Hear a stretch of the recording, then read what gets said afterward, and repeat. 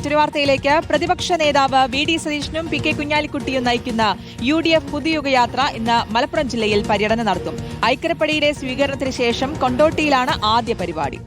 ഏറനാട്, നിലമ്പൂർ ഉൾപ്പെടെ നിയോജക മണ്ഡലങ്ങളിലും ഇന്ന് പര്യടനമെത്തും. കുറ്റ്യാടിയിലെ സ്വീകരണ പരിപാടിയിലെ ഉന്തും തള്ളും ജാഥയുടെ ശോഭ കെടുത്തിയെന്ന വിമർശനം പാർട്ടിക്ക് നിലവിലുണ്ട്. PS രഞ്ജിത്താണ് വിശദാംശങ്ങളുമായി ചെയ്യുന്നത്. രഞ്ജിത്ത്, കഴിഞ്ഞ ദിവസമുണ്ടായ ഉന്തും തള്ളും വീഴ്ചയും ഒക്കെ വലിയ തരത്തിലാണ് ചർച്ചയാകുന്നത്. അപ്പോൾ ഇന്ന് ഈ യാത്ര മലപ്പുറം ജില്ലയിൽ എത്തുമ്പോൾ എന്തൊക്കെ മുൻകരുതലാണ് പാർട്ടി സ്വീകരിക്കുന്നത്? എങ്ങനെയാണ് തുടർ നീക്കങ്ങളും വിലയിരുത്തലുമൊക്കെ?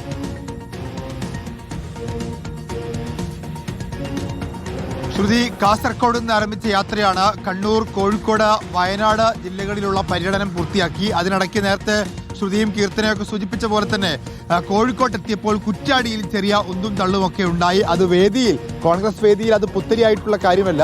പക്ഷേ UDF നേതൃത്വം അതിനെ പോസിറ്റീവായിട്ടാണ് കാണുന്നത്. എന്ന് പറഞ്ഞാൽ ഈ പരിപാടിക്കിടയിൽ ഇത്രയും തിരക്കുണ്ട്, ഇത്രയും തിരക്കും ഇത്രയും ആൾക്കൂട്ടമുണ്ട് എന്ന് പൊതുസമൂഹത്തെ കാണിക്കാൻ മാധ്യമങ്ങളുടെ ഒരു ഇടപെടൽ നടത്താൻ അത് ആ വിവാദം കാരണമായി എന്ന് പോസിറ്റീവായി അതിനെ സമീപിക്കാൻ കോൺഗ്രസ് ആഗ്രഹിക്കുന്നു.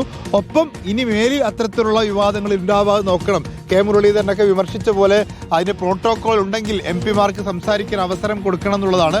ഏതായാലും മലപ്പുറത്തെത്തുമ്പോൾ അത്തരം വിവാദങ്ങളൊന്നും ഉണ്ടാവാനുള്ള സാധ്യതയില്ല.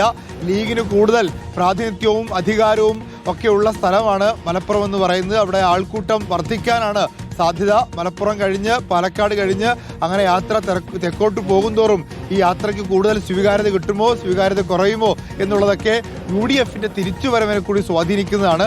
ഏതായാലും കഴിഞ്ഞ തദ്ദേശ സ്വയംഭരണ തെരഞ്ഞെടുപ്പിൽ UDF-ന് എതിരാളികളില്ലാതെ, പ്രതിപക്ഷമില്ലാതെ നേട്ടമുണ്ടാക്കിയ ജില്ലയാണ് മലപ്പുറം.